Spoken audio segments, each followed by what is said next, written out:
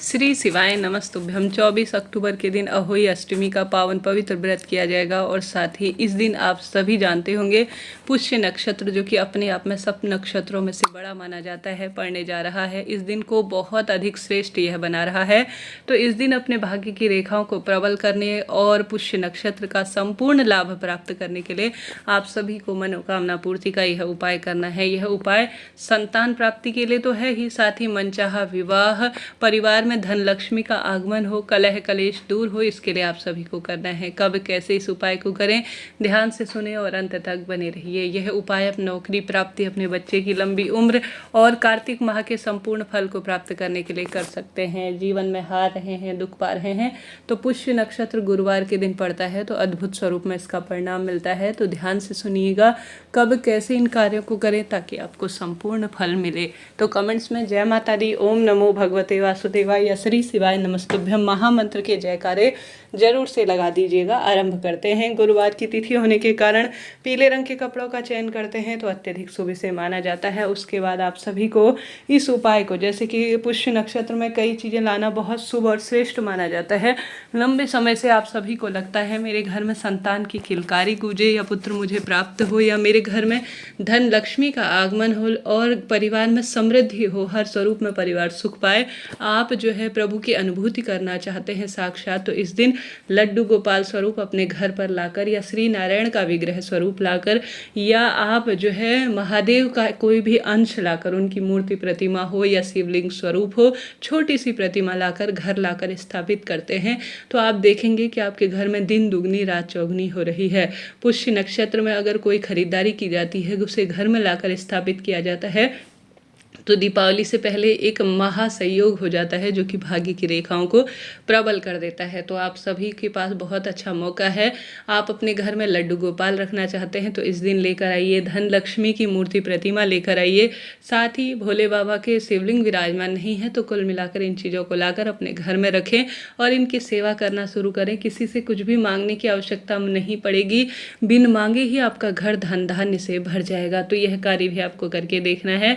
साथ के साथ आप सभी को पूरे दिन भर में पुष्य नक्षत्र प्राप्त हो रहा है तो इस दिन का खूब लाभ उठाएं। बढ़ते हैं उपाय की तरफ। कब कैसे क्यों करना है सुनिएगा। इस उपाय के लिए जब आप पूजा सामग्री तैयार करेंगे तो आप सभी को इस महामंत्र का स्मरण जरूर से करना है ताकि आपको संपूर्ण फलों की प्राप्ति हो। वह मंत्र है ओम कृष्णाय विद्महि दामोदराय धीमहि तन्नो विष्णु प्रचोदयात्।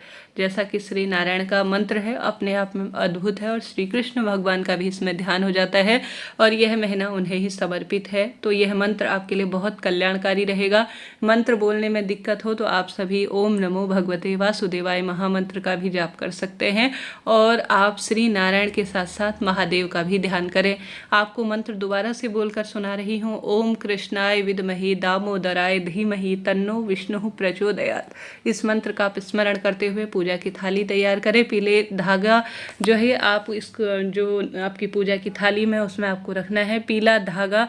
आप जो है कच्चा सूत सफ़ेद रंग का भी ले सकते हैं, उसमें हल्दी से आपको रंगना है, नहीं तो पीला धागा है तो अत्यधिक शुभ है। पीले धागे को भी आपको थोड़ा सा हल्दी में पूर्ण रूप से रंगना है। हल्दी शुभता के स्वरूप में है, माँ लक्ष्मी स्वरूपा है और पीले रंग की महत्वता और हल्दी की बहुत अधिक इस दिन महत्वता है। और पूजा की थाली में गोल बत्ती का घी का दीपक आपको रखना है। घी के जो अंदर है अर्थात जो घी का दीपक है उसमें एक चुटकी काले तिल और थोड़ा एक चुटकी हल्दी भी जरूर से डालनी है। इस चीज़ का आप ध्यान रखिएगा।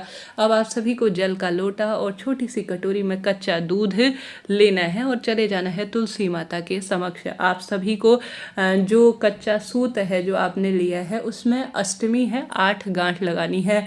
मनोकामना बोले सबसे पहले उस कच्चे धागे में आप सभी को हल्दी लगानी है। हल्दी लगाने के बाद अपने हाथों से 8 गांठ लगाएं। 8 गांठ लगाते हुए महामंत्र का स्मरण करें। साधारण सरल तरीके से ओम नमो भगवते वासुदेवाय महामंत्र का ध्यान बोलें, अपना नाम गोत्र बोलें और साथ के साथ जो धागा है उसमें आप गांठ लगाते लाएं। एक गांठ लगाएंगे उस समय अपनी मनोकामना बोले और मनोकामना कोई सी भी हो, पुत्र प्राप्ति की हो, मनचाहा विवाह हो, धन प्राप्ति हो, रोग कर्ज मुक्ति हो या कोई सी भी मनोकामना हो, प्रतियोगी परीक्षा में उन्नति, सुख समृद्धि के लिए हर स्वरूप में यह कार्य किया जा सकता है। कोई एक पर्टिकुलर ऐसा नहीं है कि इसी कामना के लिए करना है, ऐसा नहीं है जी। जो मनोकामना है सबके लिए आप कर सकती हैं। तो आपको अपना नाम गोत्र बोलना है, प्रभु का स्मरण करना है, अपनी मनोकामना बोलना है और 8 जो गांठ है उस पीले जो आपने धागा लिया है उसमें लगाते जाना है, लगाते जाना है। लगाने के बाद आपको पूजा की थाली में इसमें रख लेना है। सबसे पहले आप सभी को जो तुलसी माता है उसमें कच्चा दूध चढ़ाना है, क्योंकि कच्चा दूध जो है बहुत महत्वपूर्ण भूमिका रखता है संतान प्राप्ति में, आप जानते होंगे। और तुलसी माता माँ लक्ष्मी स्वरूपा है, श्री नारायण है।